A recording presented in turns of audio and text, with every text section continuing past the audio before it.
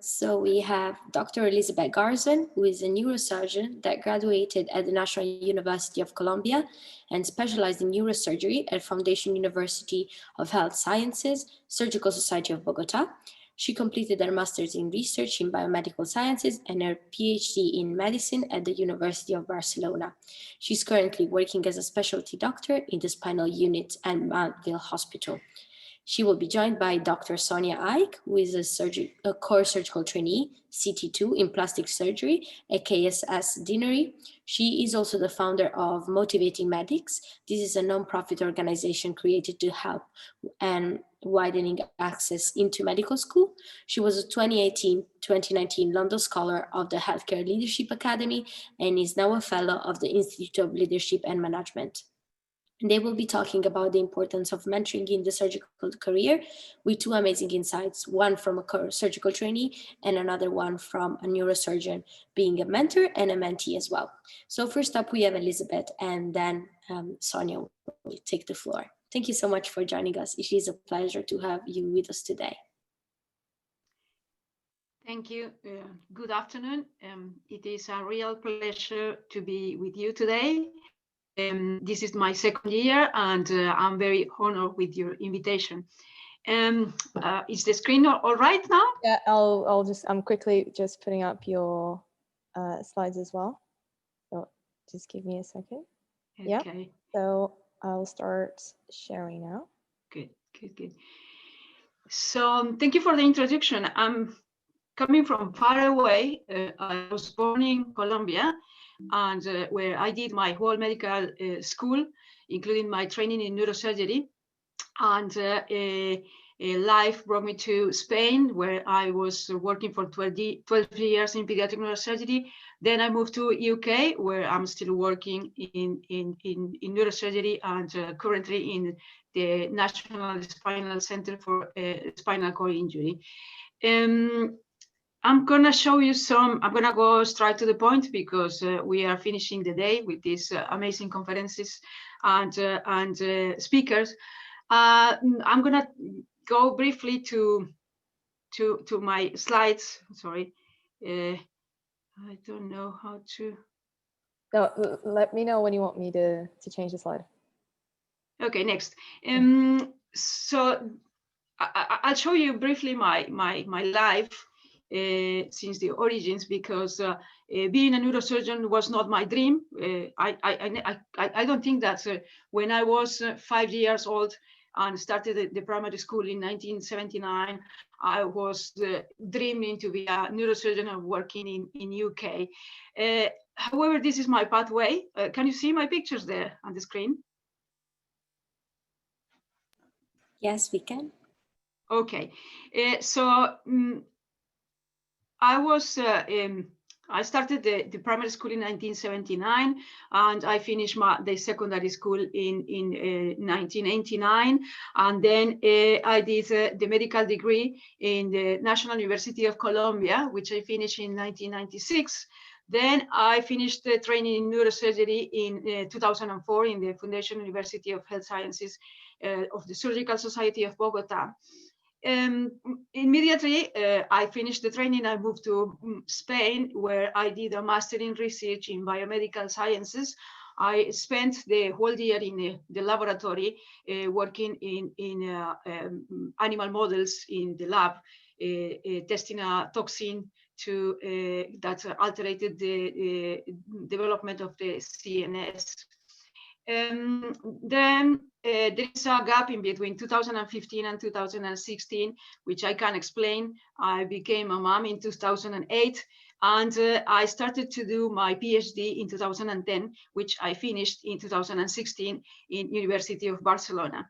This picture is part of the conference because I really want to share my main mentors of my whole life, which is my dad, my mom, and those three ladies. She was by the time the clinical lead in neurosurgery in Hospital Sant Joan de Déu in Barcelona, and she is Ofelia Cruz, my thesis director, the clinical lead in neuro-oncology in Hospital Sant Joan de Déu in Barcelona. This lady is also very famous, is Stephanie Puget, who is a professor, amazing neurosurgeon, operating mainly brain tumors in children in Paris, in France. Yes, very satisfying being sponsored by a woman, and very brave woman with a long trajectory, either academically and with amazing professional lives. Going straight to neurosurgery, well, this is what it is right now. We were in 1998, when I did apply for the training, we were just two consultants. There were two consultants neurosurgeons in the whole country, and there were two women registrars in the whole country. This is Dr. Marta Pulido. She was the first lady, Colombian lady, becoming a neurosurgeon, and this lady, Dora Lilia, was the first neurosurgeon being trained in the country. This is Patricia, which was the first neurosurgery lady trained in my medical school, and this is me. I'm operating here when I was pregnant, 7 months pregnant, and this is the picture that probably I love most. Patricia very generously sent me this picture. I said, Patricia, say something for the new generation of ladies applying for this specialty, and she sent me this. This is the thing that she loved most. She said in Spanish, sorry, I didn't came here wishing for this or waiting for this. I really worked hard to become this a reality. This is a really nice picture. Unfortunately, I wasn't there, but this picture was taken in 2014, so probably 10 years after I did the training. We had passed from being 4 people or 5 to become 30 ladies fully trained in the country, and they created their own chapter. Those 2 guys were some of my best friends, and Kemel was generously the one who came with the idea to create the female chapter. This is my family. I'm not going to go to all the names, and this is my journey. This is what I moved. I didn't plan this, as I said. This was my dream. This is my life. This is my professional experience after the training. I worked 12 years in pediatric neurosurgery in Barcelona, and I moved to UK in 2012 to do pediatric neurosurgery. I did 3 fellowships in pediatrics in a row. I had the pleasure to work in Birmingham Children's Hospital, Bristol Royal Hospital for Children, Great Ormond Street Hospital, and finally, I missed very much general neurosurgery, and I moved to adults. And I had the pleasure to be working in King's College Hospital, St. George's Hospital, Queen's Hospital in Romford, and currently in the National Spinal Cord Injury Center. This is the research that I have done in the last 5 years, the most relevant, so I kept quite busy since. Part of these presentations and posters and papers are included in my PhD thesis, which was done in low-grade gliomas in children and adolescents.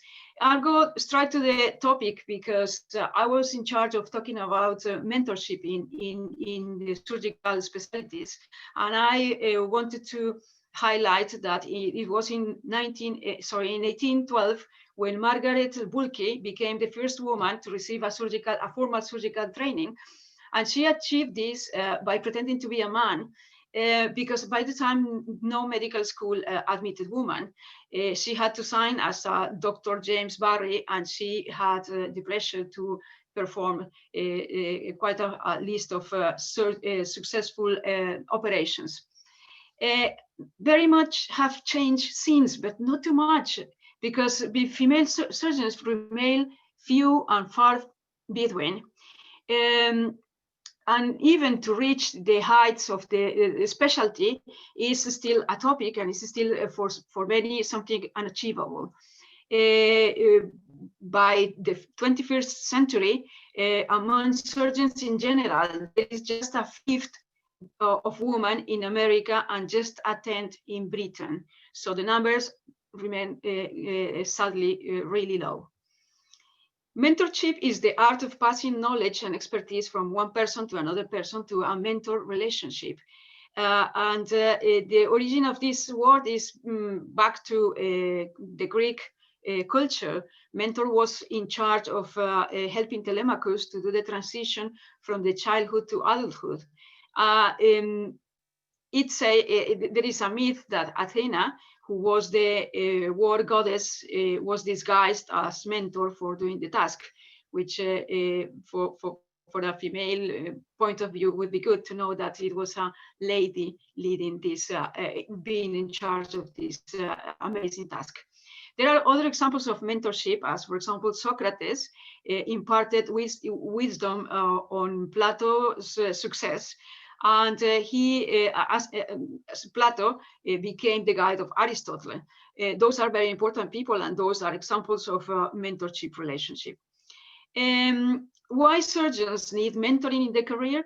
Well, we need mentors in the whole lifelong as surgeons, surgeons in training. This is a paper that probably Dr. McNally is very familiar with. Is published by Royal College of Surgeons in England. Surgeons in training, they have to pass for particularly stressful moments in their career, having to achieve a specific number of surgeries and targets, and they need help during the time, as well as newly appointed consultants, which might find transition from SPR to first consultant job quite challenging. And also the existing consultants who have to work increasingly with a target-driven environment while providing training and support and teaching the new generation. And also the surgeons coming from diverse backgrounds as myself also face particular pressures, and we definitely need support. I took this information from the business school of Harvard because although there are new evidence published in regards of the surgical training, mentorship is something that is more known and studied in other fields, as for example in the business area. There are differences in mentoring related to the gender, because in first thing, not everybody is pretty conscious of the need of having a mentor. You can see the differences between the in achievements in the career or in the satisfaction in the career between people that think that they need a mentor and people that don't think they need a mentor. And those are part of the differences related to gender. Other substantial differences are interpersonal, organizational, and societal barriers. I'm going to go to this point because the interpersonal barriers makes references to these difficulties that we, women, encounter during engaging in relationship with potential mentors that in fields as, for example, neurosurgery, are male-dominated. We always have the sensation of not being so similar, because many often I find myself like what I'm doing in this boys' club. Many women feel comfortable being trained by men, which are very often senior colleagues, older, married, and spending time very often after hours with them in different scenarios. Many women feel comfortable, but not all of them feel comfortable with this, and some people can find this frankly inappropriate. These relationships can generate some sort of gossip in the office, and can generate also speculation about what is the real nature of the relationship. Many women who are happy continue this mentorship relationship, when they are promoted, there is always the office gossip saying that this could be illicit because they were taking advantage of this. But it's not also easy for men to provide this mentorship, because with the new generation of social media and statements of potential abuse in between people with high power and people being in train. These relationships can be misconstrued as sexual interest, and very often highly qualified women and men are trying to avoid to become mentors. This is a huge problem, but this is something that we should tackle, and we should talk frankly and sit down and find a middle point and some point of negotiation, because, as I said, mentorship is really important in the progression of the career. Whilst sexual harassment, because if you read many papers talking of surgeons, female surgeons, disclosing or stating that they were victims of this, is the most egregious tripwire of a woman can find all along of the career.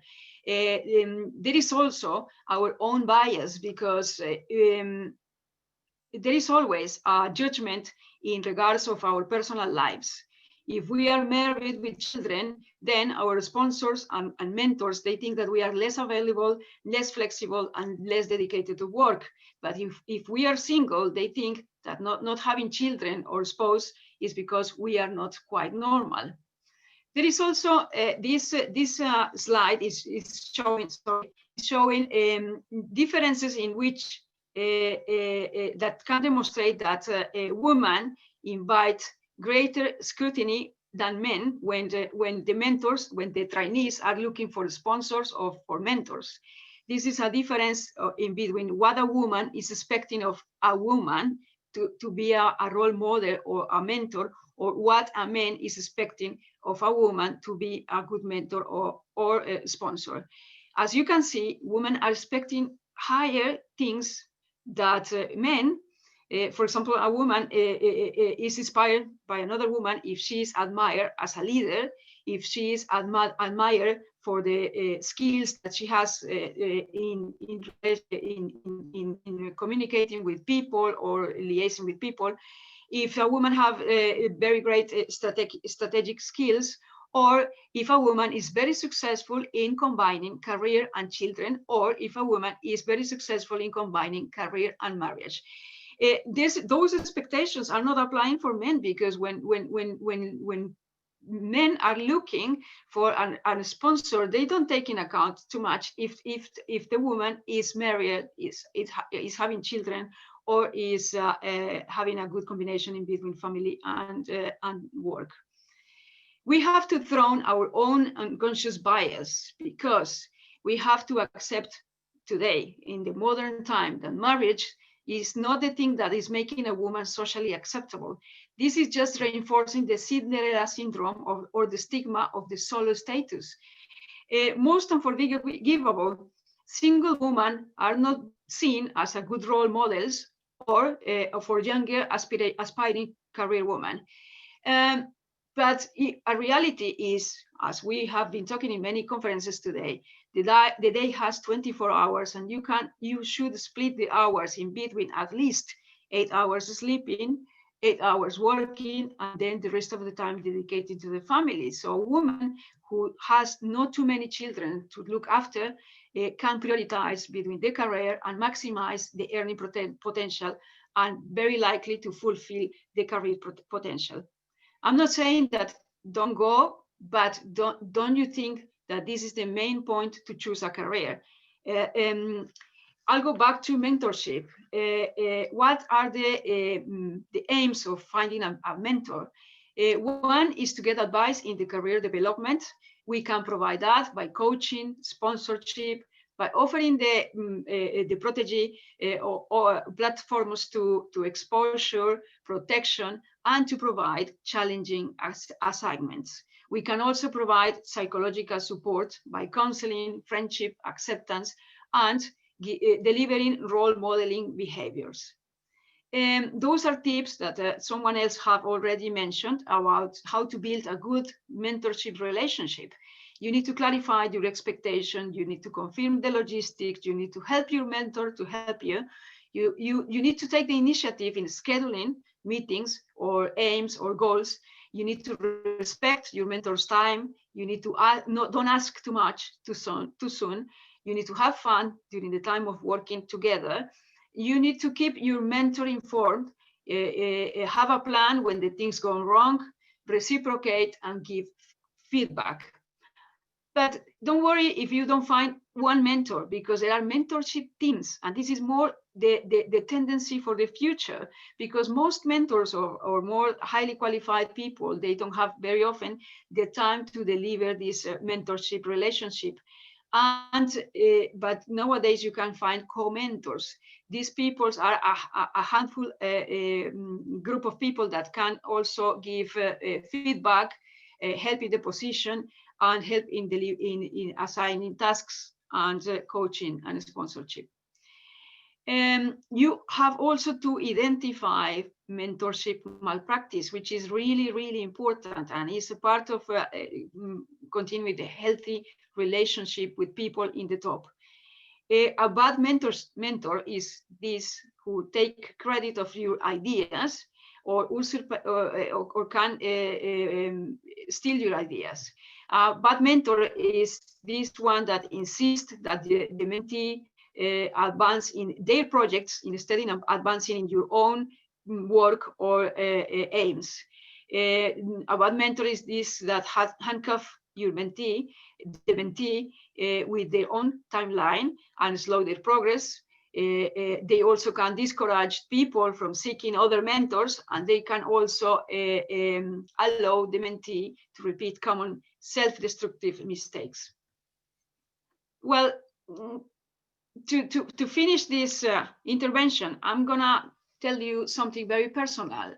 I never had the dream or ambition of being the number one, of being the lead, or being the medical director. So I think many women can identify with myself. I just wanted to do this, which is the thing that is causing me the highest happiness.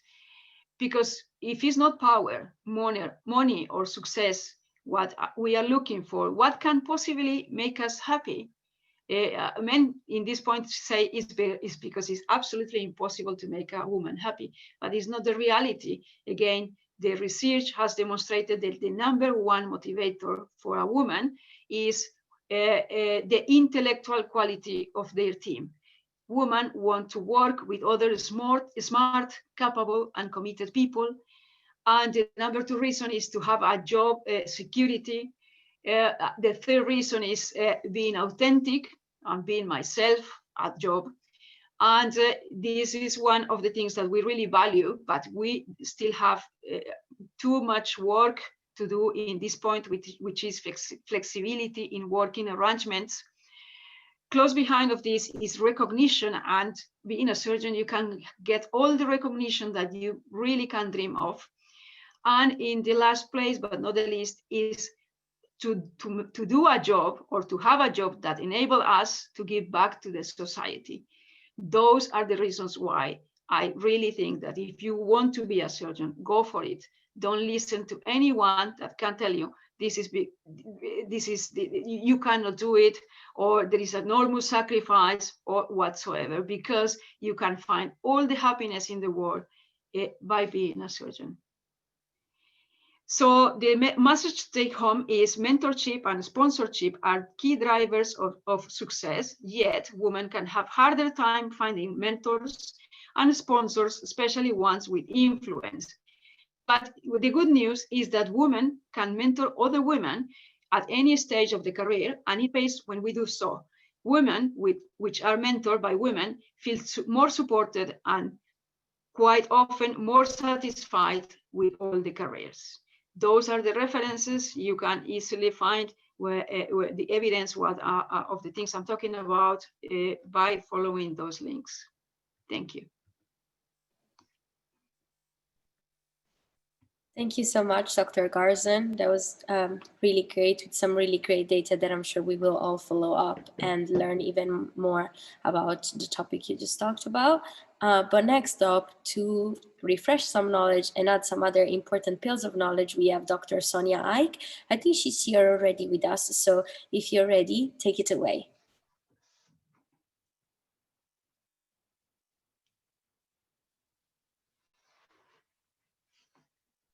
Hi, just going to share my screen.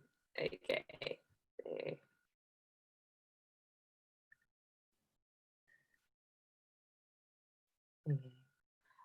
Is my screen being shared currently? Currently not. No, okay. Right. There it is. Okay, can you see this now? Perfect, we can see it. Perfect. Perfect, Right. now it's in presentation mode. Take it away. Perfect. So hi everyone. Some brilliant talks earlier today, and Dr. Garzon's talk was amazing as well. So I'm going to finish off by talking about mentoring and also talk about coaching and sponsorship as concepts as well. So for today's talk, I'll tell you briefly about who I am. Why do we actually need more mentors in surgery, especially for women? The theory of unconscious bias and an example of such, mentoring versus coaching versus sponsorship, and going through some examples, as well as the pros and cons of either, and which one you might actually think you need more so. And finally, a little bit on imposter syndrome. So who I am. So I'm a core surgical trainee. I'm currently a CT2 in plastic and reconstructive surgery at the Queen Victoria Hospital in East Grinstead. I graduated from the University of Nottingham in 2016. I'm from the London Borough of Hackney, born and raised, very proud East London girl. I was state school educated throughout. I'm the first doctor in my family, and I'm also the founder of Motivating Medics, which was an organisation created to help widen access into medical school, and it's pretty much going into its 4th year of running now. So why do we need mentors in surgery, specifically for women? So surgery, as we all know, can be very physically, mentally, emotionally, and spiritually a demanding field. Very rewarding nonetheless, very, very fulfilling, but still it's appropriate to appreciate that these can be some of the downsides. Of course, longer training pathways. So our GP colleagues will typically be done in 3 years. For a lot of us, the entirety of training from core training all the way up to ST8 and the fellowship as well can be quite tedious as well. We always have to kind of think about breaking societal barriers and the glass ceiling and elements of diversity because women are not traditionally known to go into surgery. Thank God things have changed. For some reason, there is always this glass ceiling that we feel that we have to break. And for some people, that ceiling is almost invisible and is not knowing when they've broken it, basically. And issues of diversity as well. And with diversity, we go into a variety of factors where diversity is concerned in terms of like intersectionality, etc.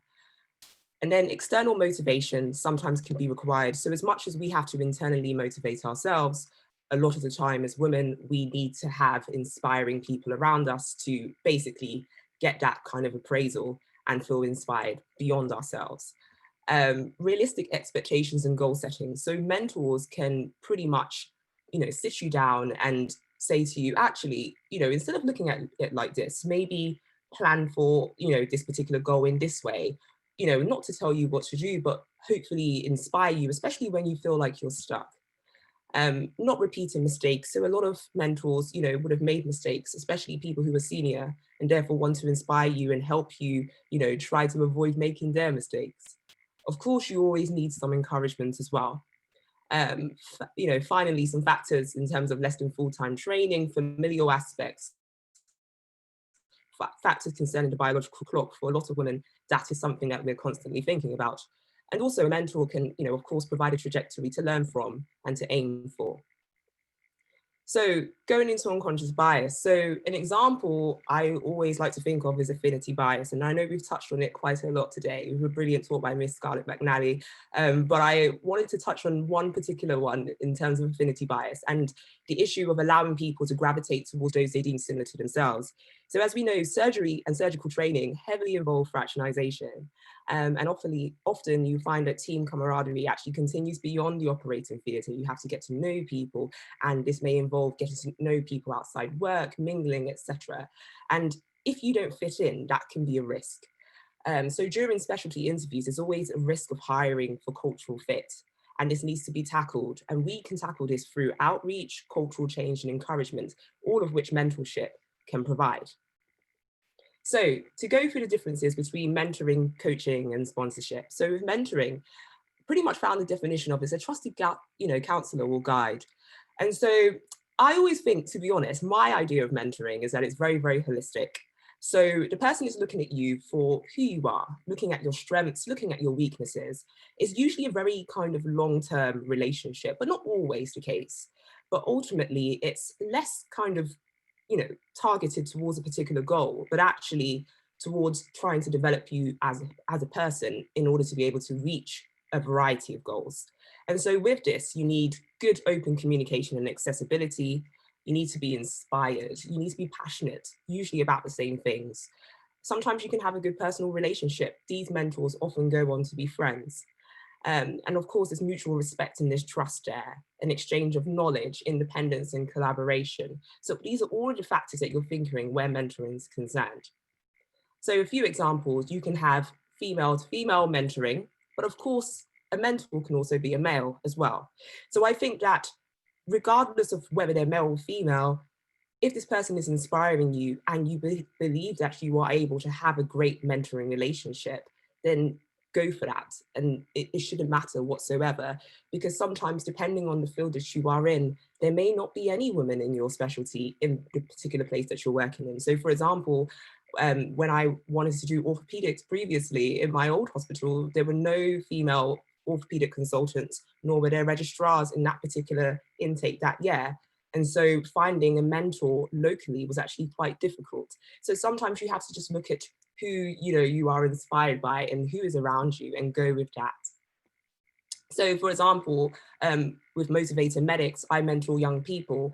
And this is an example of a child that I mentored who's gone on and is now actually in the second year at Cardiff currently. And so it just goes to show you that mentoring works both ways. So, is the relationship ultimately. So who can you mentor as well? And I find that actually, if you get involved in that, then that's usually more fulfilling. So finally, mentoring. So pros and cons. So as I said, the pro is that it's holism. So it's holistic. So they're looking at you as a person. It's not very specific. So like I said, it's not exactly goal orientated, which is a pro and a con. It's individualistic. It can be lifelong, leading to progression. And the cons being not specific, requires time and resources that the person may not always have. And service users, so yourself, you might find that you can actually be quite disappointed or disillusioned or feeling quite let down if one model of help is presented as another.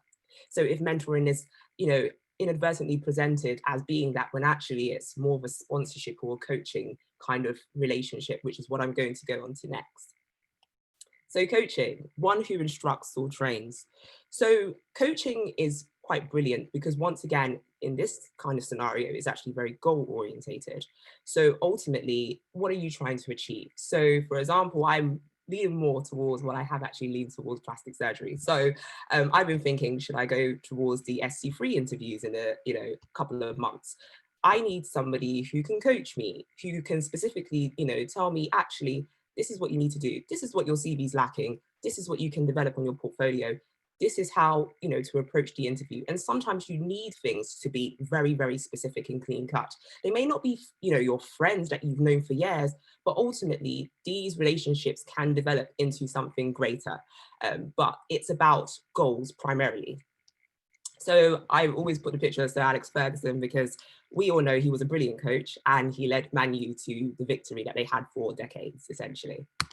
And this is an example of me coaching young people in the workshops about getting into medicine. So these are the summer workshops that I run. So for a lot of these young people, I'd only meet them once, but it's a very coaching kind of scenario, pretty much giving them advice and, on how to target a medical career, some of whom I did go on to mentor. So that shouldn't end. So during the pandemic, ultimately, during the pandemic, I recognized that with COVID, things were limited. So I took a lot of that online. So once again, with coaching, you may not be able to sit down with these people all the time, but ultimately you can utilize any kind of scenario in order to be able to be coached and get the best out of that relationship. And that was some feedback. So some pros and cons. So pros of coaching. So full progression, very purposeful, very specific, and it's tailored to the individual skill set and service needs. Cons can be quite didactic, very teaching-like, can be quite impersonal, can lack continuity. So as I said with the previous slides, a lot of those young people I may not necessarily see again in my career. And it's not necessarily holistic as a result. And finally, sponsorship. So a person who vouches for or is responsible for a person or a thing.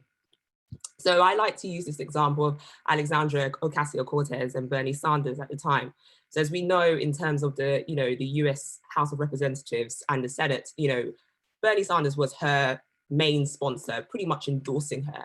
And sometimes you need somebody who can say, you know what, I'm not actually ready to mentor you for one reason or the other.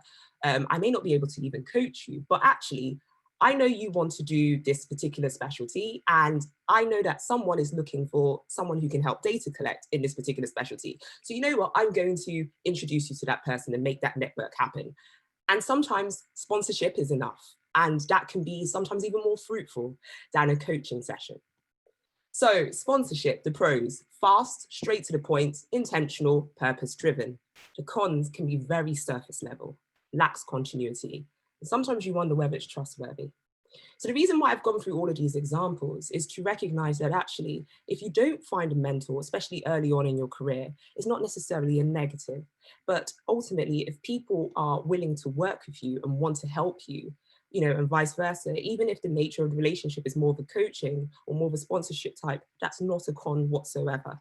You have to think about what are you trying to get out of things, and what, and it's a transaction. So it's not just you trying to get something, it's also what can that person get and work together ultimately. So recognizing what kind of relationship you can develop. And I always say you cannot be who you cannot see. So these are a variety of women who in some way, shape or form have inspired me in my career.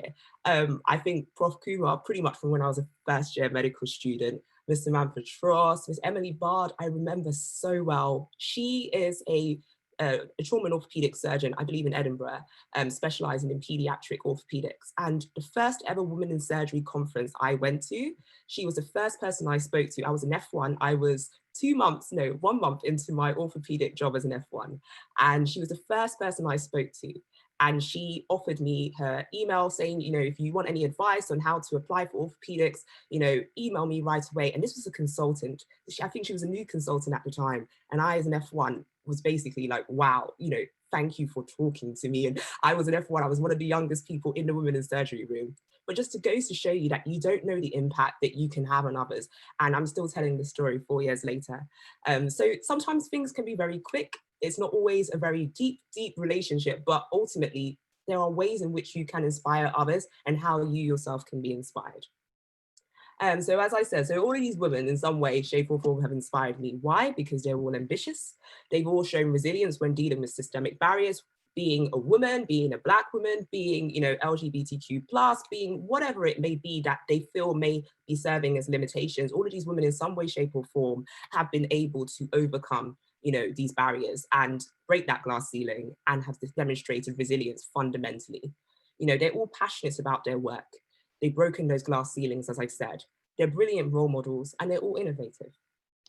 So finally, I'd like to talk about imposter syndrome. Imposter syndrome, I think, is just a horrendous thing. And I think that if you don't tackle it early, it can have disastrous consequences. So the Harvard Business Review wrote something in 2008, and I've literally copied it word for word. It's a direct quotation, and I think it's perfect, essentially. They define it as a collection of feelings and inadequacy that persist despite evident success. Don't allow it to get in the way. If you have created a CV, if you've worked your way, if you are asking questions, if you are showing up, if you're doing everything that you need to do in order to be able to progress your career, then believe in yourself, ultimately, as cliche as that sounds. They also found that researchers have linked it with perfectionism, especially in women and among academics. And, we always know of the stories of men being able to have the gift of the gab, men usually being able to do very well in vivas. So they tend to do much better in interviews and in examinations that involve vivas, higher surgical examinations. Oftentimes, even if they don't know the content per se, they're still able to talk as if they know. And with every objective examination, there's always a subjective element. We know this. So sometimes even coming across like you know something can almost convince someone that you know it, even if you don't really know it. And for some reason, men are so much better at that. We as women, we are more likely to decline an opportunity because we feel that we're not quite there yet. You know, these aspects of perfectionism really and truly can actually just limit you. So, it's not easy, but try your hardest to eliminate and work on your imposter syndrome. Develop some self-awareness, recognize that it's there, and try to tackle it. And finally, I'd like to say that representation matters. So this was me at Ernst & Young a couple of years ago talking. I was in an orthopedic theatre, naughtily taking a photo, and I was at a conference some years back presenting some work. And I don't think I would have been able to get to all of these places if I didn't have brilliant mentors and people inspiring me and fundamentally trying to tackle imposter syndrome. This was me at the House of Lords in 2018, talking about widening participation and motivating medics. And I'd like to say, you cannot be who you cannot see. So this was me back at my alma mater last year. And I was talking about journeys to success and who I was. And essentially, I never thought that I'd be able to come back to my old university and talk in front of the dean of the medical school about everything that I've achieved so far. And I would say that I would not be in that position if it wasn't for people ahead of me who were able to reach out and inspire me every step of the way. And I still have mentors right now. And I think that, don't be afraid of having more than one mentor or a sponsor or a coach. Ultimately, do everything you can in order to network. Networking is so key.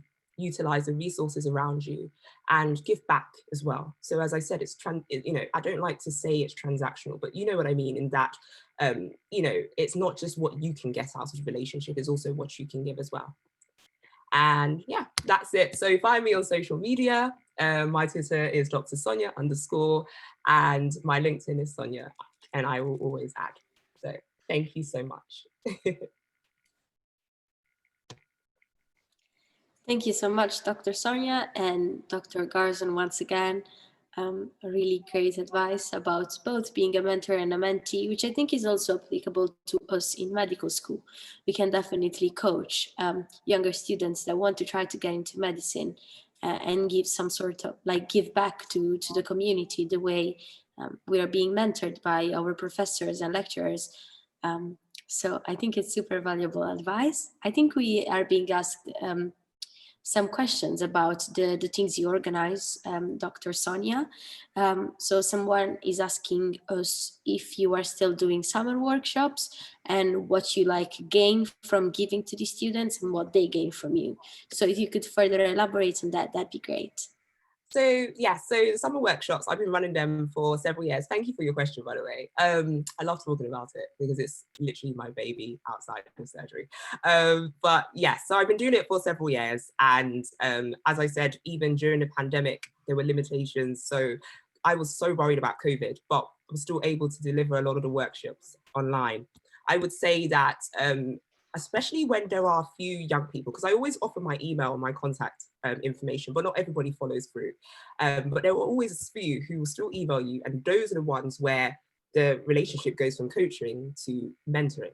And I've been able to actually help mentor these young people, help them with their personal statements. And like I said, a few have got offers and one is now going into his second year at Cardiff. So I think that's just so inspiring. It's not me, it's ultimately these young people, they've been proactive.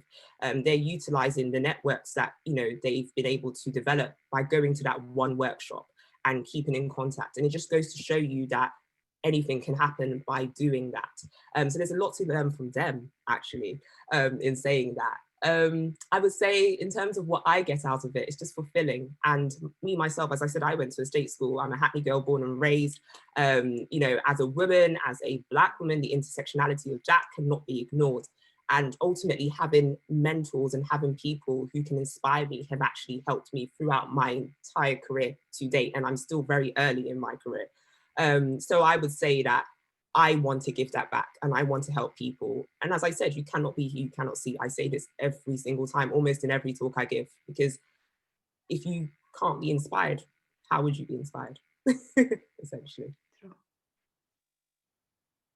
Thank you so much for sharing. Next question is, how were you able to find / approach your mentors? Maybe we can hear from Dr. Garzon first, and then Dr. Ike, you can share some insights as well. My life has been like a movie, to be honest. I was invited to present one of my research in North America, in Austin, Texas in 2011. And I was alone. No one else came from Europe. So I was surrounded from American people. And then I chose to sit in the farthest table for the dinner. And there was a quite old man who asked me if he could sit in my table. And I say, of course, yes, you can. And he started to talk to me. And I felt like in an interview very soon after. He was asking me who I was and why I was there. And then I felt like, who's this person? I mean, he was the president of the American board, actually. And in 2 minutes, he asked me about my CV. And he said, you know what you really need to do is a proper fellowship in pediatric neurosurgery. So 1 year after, I found myself doing pediatric neurosurgery. So so sometimes life can find you in situations like that. And I think that attending these meetings and congresses and doing networking and talking to people and sharing experiences, you find a way. You always find a way, or probably life can find a way for you. You would be surprised of the amount of opportunities all around the world. Doctors, we are so welcoming people. We are so, in my case, I think the way to continue doing mentorship is in the teaching. I really like to go for a job as a professor in the university. I like to train the SHOs are my favorite so far. And the opportunities are all around. Just take it. Thank you so much. Dr. Ike, are you able to share some insights as well? What was the original question again? I'll just That's fine. The original question was, how were you able to find / approach your mentors? Because some people find it quite intimidating or a bit bold to just go up and be like, hi, do you want to be my mentor? Type of thing. So right. There's no right answer to this. I think sometimes it's just a vibe that you get. So as I said, back in 2016, when I went to my first Women in Surgery conference, and Miss Emily Bard was so kind, you know, I didn't ask her to be my mentor, but we had such a great rapport just from that instant conversation. I would say that you can't immediately meet somebody off the bat and ask them to be your mentor. There are, significant levels to all of this in terms of working your way to reach that kind of interaction where that person will feel comfortable. But I'd say that go with your gut. Also, it's imposter syndrome once again, because if you're doubting yourself and you don't have that self-belief, you're more likely to decline opportunities or just think, actually, no, why would this person want to listen to me? I'm not serious enough. I haven't achieved XYZ. So therefore, I'm not going to ask them to be my mentor because I'm not ready yet. And I use that as an example for myself. I did that quite a bit when I was in F1. As I was still building my surgical portfolio, I was so scared to approach certain consultants because I thought, oh, I haven't done, this exam yet, I haven't done blah, blah, blah. But I'd say stop doubting yourself, like genuinely. Be serious, show up, show that you've done the work, and just be keen. And the average person will, receive that well, I'd say. I like what you both said, that sometimes opportunities find you, but also that sometimes you need to be proactive and persevering. Like, I like what you said about those people, those young students you coached during the summer, and that you were able to go from being their coach to being their mentor because you were able to build a relationship over time. And I think that's really what matters, because you need to find yourself in the other person, represented in the other person, and to build this working relationship over time. So thank you so much.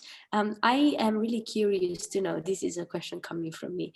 I'm really curious to know if having a mentor has somewhat helped you to face the possible rejections or failures you've had in your life. If they've been able to share some words of comfort and some advice on how to get through those moments that I'm sure happen in everybody's career.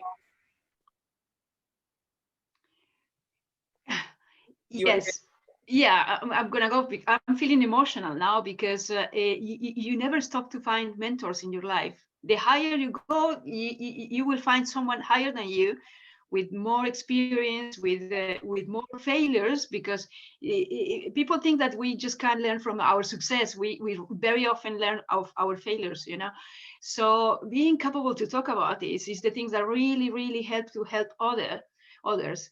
Yes, I remember my last coffee with a couple of years ago with my the last consultant I was working with, and he said that he's branded one of the best trainees of the whole South London Deanery, and he said I had the opportunity to train women and men, and it was really interesting to listen his point of view, and he said, women is not a problem, it's the tendency.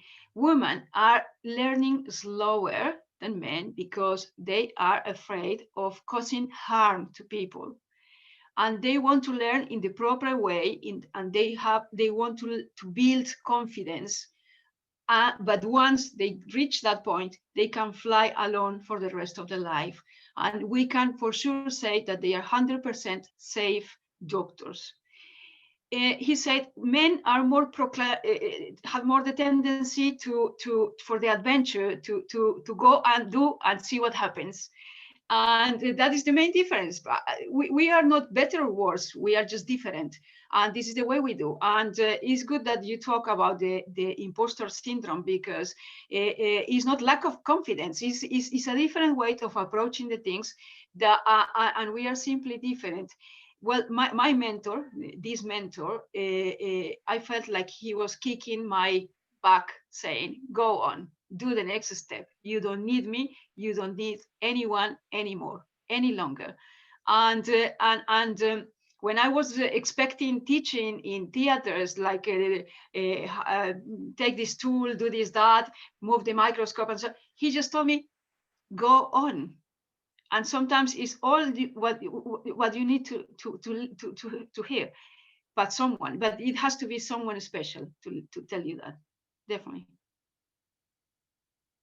Thank you so much. Dr. Ike? So I was thinking about a scenario from when I was in medical school. So this is even pre-surgery days. So I was a first year medical student, and I'm going to mention her by name because I don't forget names, especially people who've had an impact on my life. Her name was Dr Siobhan Lochner, and she was my personal tutor at Nottingham. And in Nottingham, your personal tutors are supposed to be pretty much your tutor for the preclinical years. But she was my tutor and ended up being my mentor all throughout the duration of med school. And I remember I was always doubting myself. Once again, you know, the state school background, etc. There was a lot of, I lacked a lot of self-confidence. And I remember she just said to me one day, she was like, you need to believe that you're here. You're in medical school. You deserve to be here. You have worked your way to be here. So stop thinking that you don't deserve this. And I think I was a third year medical student. So this was just before clinical started. And I think, to be honest, that was the greatest lesson I've ever learned.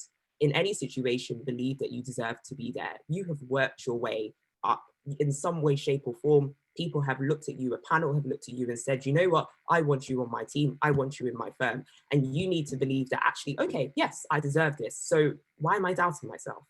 And we as women, we do that so much. We really, truly doubt ourselves. And we have to stop it. We have to just believe we are as good, if not better than good enough to be here, I'd say. Thank you so much. Unfortunately, we're out of time, but we will be back during the Q&A. So I'm just going to ask Ines to bring up the feedback form for these two amazing surgeons, and hopefully our attendees will tell us what they thought about this fantastic talk. Thank you so much. Thank you. Thank you for joining us today. Thank you. Good luck, everyone. It was a pleasure and an honor. Thank you. And for us as well, Dr. Garzon, thank you so much. Thank you so much. Yeah.